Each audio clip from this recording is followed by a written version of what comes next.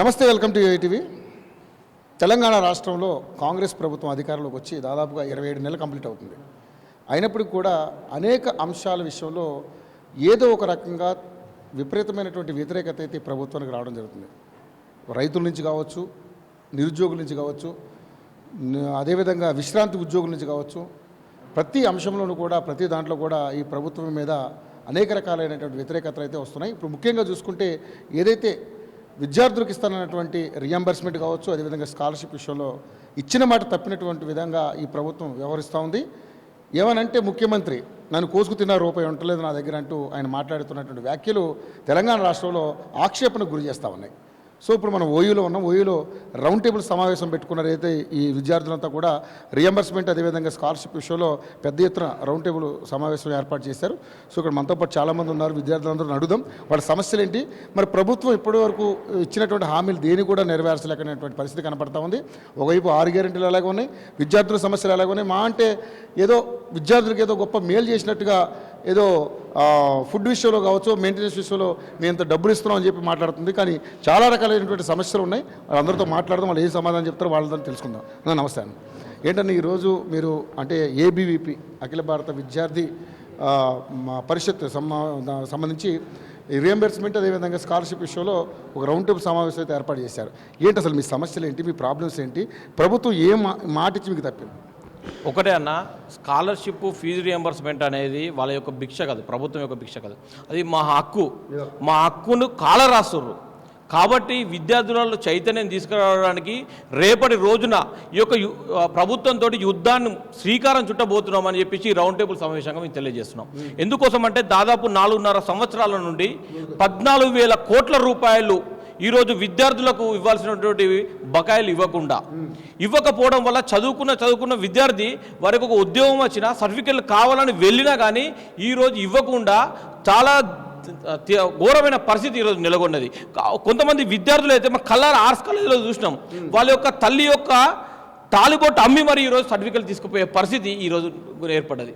తెలంగాణ సాధించుకున్నది ఇందుకేనా అని ఒక్కొక్కసారి నైట్ పూట బాధ అనిపిస్తూ ఉంటుంది.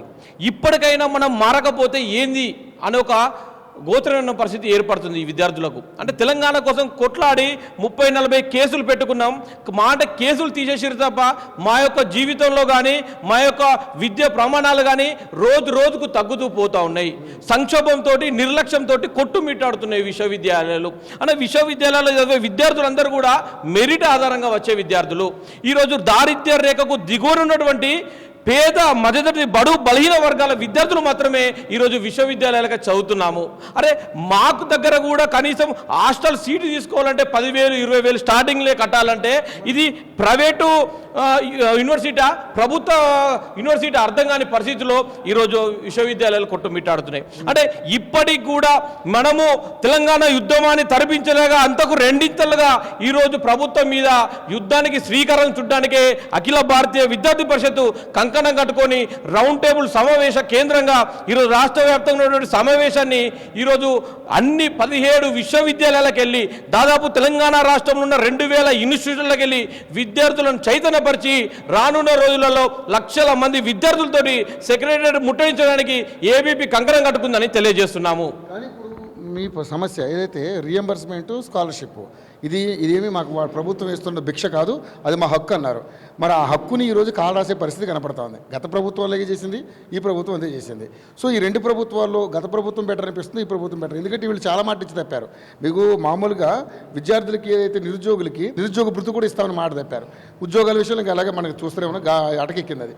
సో ఏంటి ప్రతి అంశంలో కూడా ఇలా జరుగుతూ ఉంది. మరి ఏంటి మరి మీ జీవితాలు ఎప్పుడు బాగుపడే పరిస్థితి? అన్న, కేసీఆర్ కంప్లీట్గా కూడా మాటల మాంత్రికుడు, రేవంత్ రెడ్డి పేపర్ స్టేట్మెంట్ల మాంత్రికుడు. వీళ్ళిద్దరూ మాటల మాంత్రికులు. పేపర్లకు మాత్రమే శంకుస్థాపనల తప్ప లేకుంటే స్కీమ్లో పెట్టే స్కాములు చేయడానికి తప్ప వీరిద్దరు దేనికి పనికిరాని మేము అనుకుంటున్నాం. విద్యార్థులోకం నుండి మేమేమడుతున్నామంటే, అరే మీరు చదువుకోవడానికి మాకు ఉన్నటువంటి హక్కు జీవో రూపంగా పర్ఫెక్ట్ ఉన్నటువంటి జీవో రూపంగా ఉండి ఎవ్రీ ఇయర్ ఇవ్వాల్సినటువంటి దాన్నే మేము అడుగుతున్నాం కదా. మాకు కొత్తగా ఫెలోషిప్లు ఇవ్వండి, కాస్మెటిక్ ఛార్జీలు ఇవ్వండి అని మేము అడగట్లేదు. మాకు రెగ్యులర్గా ఎవ్రీ ఇయర్ వచ్చే 10-20 సంవత్సరాల నుంచి వచ్చినటువంటి దాన్నే మేము అడుగుతున్నాం. దాన్ని ఇవ్వకుండా కేవలము ఈరోజు ఓటు బ్యాంకు రాజకీయాల కోసం తప్ప ఈ ప్రభుత్వాలు ప్రజలు ఏమవుతున్నారు, విద్యార్థులకు ఏమందుతున్నాయి, నాణ్యమైన విద్యుత్ అందుతుందో అర్థం కాని పరిస్థితిలో ఉంది. ఈరోజు ఉస్మాన్ యూనివర్సిటీలోన 1228 మంది ప్రొఫెసర్లు ఉండాల్సిన కాడ జస్ట్ 298 మంది ప్రొఫెసర్లు ఉన్నారు. దాదాపు 900 నుంచి 1000 మధ్య ఖాళీలు ఉన్నాయి. అంటే గెస్ట్ ఫ్యాకల్టీతో కాంట్రాక్టర్లతో పెడితే వాళ్ళు ఏం విద్య ఉన్నట్టు, అలాంటి వాళ్ళతో చెప్పిస్తే మనకి ఏముంటుంది క్రెడిబిలిటీ? ఈరోజు మీరు చూసుకున్నట్టయితేనా చిన్న కాలేజీలు కూడా గ్రౌండ్ కూడా ఉండదు. ఆ కాలేజీలో అటానమస్లు ఇస్తుర్రు, పర్మిషన్లు ఇస్తుర్రు. రేపు ఉస్మానియాలో చదివిన విద్యార్థి ప్రైవేట్ కాలేజీలో చదివిన విద్యార్థికి సర్టిఫికేట్ ఈక్వల్ అయ్యే పరిస్థితి ఏర్పడుతుంది. ఎక్కడ చూసినా ఇప్పుడు మనం చూసుకున్నట్టయితే మహిళా యూనివర్సిటీ కానీ, జేఎన్టీ యూనివర్సిటీ కానీ, మహాత్మా గాంధీ యూనివర్సిటీ కానీ, తెలంగాణ యూనివర్సిటీ కానీ, అగ్రికల్చర్, వెటర్నరీ, హార్టికల్చరు, అంతకుస్తే ఈ మధ్యలో కొత్త యూనివర్సిటీలు పెట్టారు. వీటన్నిటి పరిస్థితి అగౌరవ గోచరంగా ఉన్నాయి. ఎక్కడ చూసినా ఖాళీలే, నాన్ టీచింగు ఖాళీలే ఉన్నాయి. స్కాలర్షిప్లు అందక చాలా ఇబ్బంది పడుతున్నారు. అన్న ఉస్మాన్ యూనివర్సిటీ కేంద్రంగా ఉన్నటువంటి వాళ్ళు ర్యాపిడోలో స్విగ్గీ కొట్టి ₹4 సంపాదించి రేపో మొప్ప కట్టగలుగుతారన్న. కాకతీయ యూనివర్సిటీ కానీ, మహాత్మా గాంధీ, తెలంగాణ యూనివర్సిటీ చదివే విద్యార్థులు ఏం చేయాలో అర్థం కాని పరిస్థితి. అక్కడ స్విగ్గీ చేయరాదు, ర్యాపిడో కొట్టరాదు, ఏం చేయరాదు. అరే అగౌరవ గోచరంగా ఏర్పడుతుంది. వాళ్ళ యొక్క ఏం చేయాలో అర్థం కాకపోతే వాళ్ళ అమ్మ ఏంది ముక్కుపుడుకు కానీ తాళి కానీ అమ్ముకొని, లేకుంటే వాళ్ళ డాడీది బైకు తాకట్టు పెట్టి సర్టిఫికెట్లు తీసుకుపోతారు. అరే సర్టిఫికెట్లు తీసుకున్నా కానీ పోయి రేపు రోజున ఏదైనా ఉద్యోగం చేద్దామంటే ప్రైవేట్ ఉద్యోగాలు. అరే పీజీ చదివినా, పిహెచ్డీ చేసినా 10,000-15,000 కూడా జీతాలు ప్రైవేట్ యూనివర్సిటీలో ఇవ్వలేని పరిస్థితి ఉన్నాయి. ప్రైవేటులో ఎక్కడైనా జాబ్ ఏదంటే 15,000 కంటే ఇచ్చే పరిస్థితులు. అరే ఇటు నిరుద్యోగ సమస్యతోటి కొట్టుమిట్టాడుతుంది, విలేతాండవం చేస్తుంది నిరుద్యోగ సమస్య. ఇటేమో చదువుకు ఒక ఉద్యోగం లేదు. ఏం చేయాలో అర్థం కాని పరిస్థితి ఉంది. ఈరోజు ఈ ప్రభుత్వం ముమ్మాటికి చెప్తున్నామన్నా ఇది ఫెయిల్యూర్ గవర్నమెంట్. వీళ్లకు ఎడ్యుకేషన్ ముఖ్యమంత్రి దగ్గర ఉంచుకోవడం అంటే దానికంటే దౌర్భాగ్యం ఇంకొకటి ఏది లేదని తెలియజేస్తున్నాం. ఎంత ఘోరం అంటే ఈరోజు దానికి విద్య యొక్క ఎడ్యుకేషన్ విధానాలు, విధి విధానాలు ఎలా ఉంటాయో కూడా అర్థం కాని వ్యక్తి ఈరోజు ఎడ్యుకేషన్ మినిస్టర్ ఉండడం అనేది మాకు దౌర్భాగ్యం అనుకుంటున్నాం అన్న. ఇంతకంటే ఘోరమైన పరిస్థితి మరెన్నడూ లేదు. నేను దాదాపు నిజాం కాలేజీలో చదువుకున్న ఉస్మానియాలో పీజీ చేసిన, ఇప్పుడు పిహెచ్డీ చేసిన, ఇప్పుడు పీడిఎఫ్ చేస్తున్నానా. అరే మాకేమన్నా దారిపోతుండే నడుచుకుంటూ పోతుంటే పిలిచిన సీట్లన్నా. ఎంత కష్టపడితే రాత్రి బావులు కష్టపడితే విద్యార్థులందరూ కూడా యూనివర్సిటీలో రాత్రి బావులు కష్టపడితే వచ్చిన సీట్లలో మాకు కూడా ఇలాంటి ఘోరమైన పరిస్థితి ఉంటే ఎందుకు? చాలా మంది ఇప్పుడు కూడా గగ్గోలు పెడతారు. చాలా మంది కూడా అన్న మా డాడీ కాంగ్రెస్ అన్న, కానీ మాకు కూడా స్కాలర్షిప్ వస్తలేదన్న, ఏందన్న మా పరిస్థితి, మాకు మీరే న్యాయం చేయాలని చెప్పి మాకు దండం పెట్టి న్యాయం చేయాలని అడిగే పరిస్థితి ఉంది. కాబట్టి ఇప్పటికైనా ప్రభుత్వము ఆలోచించకపోతే మీరు విద్యార్థులకు బంగారు భవిష్యత్తరా, లేకుంటే మాకింత పినాయిలు ఇచ్చి సాగుమంటరా అనేపి విద్యార్థులకు అడుగుతుంది. ఇంతకంటే లేకపోతే అఖిల భారతీయ విద్యార్థి పరిషత్తు ఒకటే డిమాండ్ చేస్తుంది, మీ యొక్క ప్రభుత్వాన్ని కుప్ప కూల్చడానికి, యుద్ధం చేయడానికి శ్రీకారం చుట్టబోతున్నామని ఈ రౌండ్ టేబుల్ సమావేశంగా తెలియజేస్తున్నాం. తెలంగాణ వస్తే మన బతుకులు బాగుపడతాయి, మన నీళ్లు, మన నిధులు, మన అమ్మకాలు అన్నారు. కానీ అవన్నీ ఎక్కడికి వెళ్ళి అని మనందరూ చూస్తూనే ఉన్నాం. కానీ ప్రభుత్వాలు మారినాయి. గత ప్రభుత్వం 10 ఏళ్ళు అధికారంలో ఉండి ఏం చేయలేకపోయింది. వీటిది వచ్చి కూడా దాదాపు 27 నెలలు అవుతుంది. సో ఇక్కడ చూస్తే పరిస్థితి అంతా కూడా అగమ్యగోచరంగా ఉందని మీరే చెప్తా ఉన్నారు. మరి మన సమస్యల్ని తీర్చే విధంగా చేయాలంటే విద్యాశాఖ మంత్రి కూడా ఆయన దగ్గర పెట్టుకున్నాడు. మీరు వెళ్ళి ఎవరైనా రిఫరెండం ఇచ్చి చేసి వాళ్ళతో మాట్లాడదామన్నా ఛాన్స్ లేదు. సో డైరెక్ట్గా వెళ్తే సీఎం గారి దగ్గరికి వెళ్ళాలి, వేరే అవకాశం లేదు. ఆయన మనకి ఎలాగో అపాయింట్మెంట్ ఇవ్వడు. మరి మీ సమస్యలు తీరే పరిస్థితి కనబట్టలేదు. నెక్స్ట్ ఏంటి మన మోటివ్ అన్న? ఒకటే అన్న, నేను డిగ్రీ సెకండ్ ఇయర్ అవుతున్నప్పుడు జూన్ 2 నాడు 2014 మాకు తెలంగాణ వచ్చిందంటే స్వాతంత్రం వచ్చినంత ఫీల్ అయ్యి షర్టుని ఇట్లా చింపేసి డీజేం కూడా డ్యాన్సులు చేసినామన్న.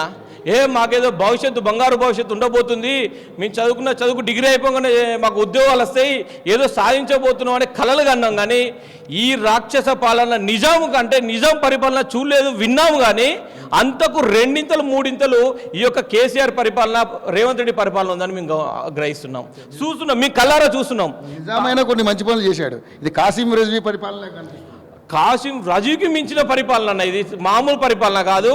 ఈరోజు రక్షకులుగా ఉండాల్సినటువంటి పోలీసులందరినీ కూడా, ఆఖరికి మీ జర్నలిస్టులను కూడా నడి రోడ్డు మీద కొట్టడం, నడి రోడ్డు మీద అరెస్ట్ చేయడం, అర్ధరాత్రులు అరెస్ట్ చేయడం, అడ్వకేట్లను అరెస్ట్ చేయడం, అంటే ప్రశ్నించే గలం ఉన్న ఎవరినైనా అరెస్ట్ చేయడానికి రెడీ ఉన్నాం.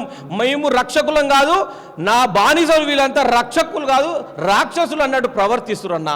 శాంతి అందుకని ఈ ప్రభుత్వం హేట్ స్పీచ్ బిల్లు కూడా తీసుకొస్తాం, అది కూడా తీసుకొస్తుంది. అంటే వాళ్ళకు నచ్చిందే చేస్తాం, రాజ్యాంగాన్ని కూడా కూని చేస్తాం, అంబేద్కర్ని కూడా గౌరవించలేని పరిస్థితి, దౌర్భాగ్యమైన పరిస్థితి తెలంగాణ ప్రభుత్వం అని మేము విద్యార్థులకు కొంచెం ఉన్నటువంటి బాకీలను తీర్చాలంటే దాదాపు చాలా కోట్లతో వ్యవహారం.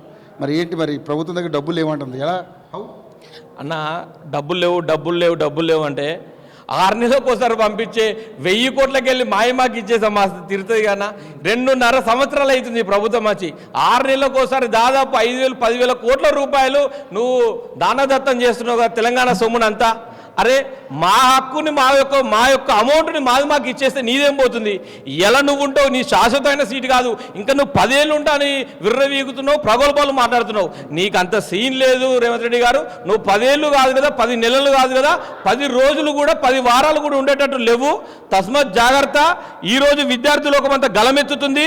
రానున్న రోజులలో నీ యొక్క మొత్తం ప్రభుత్వ సామ్రాజ్యాన్ని మొత్తం కూడా కుప్పకూల్చడానికి నీ పీటలు కదిలేటట్టు చేయబోతుందని చెప్పేసి లక్షల మందితో విద్యార్థులమై ఏకమై నీ యొక్క ప్రభుత్వాన్ని కుప్ప కూల్చడానికి రెడీ ఉండమని తెలియజేస్తున్నాం మిస్టర్ రేవంత్ రెడ్డి.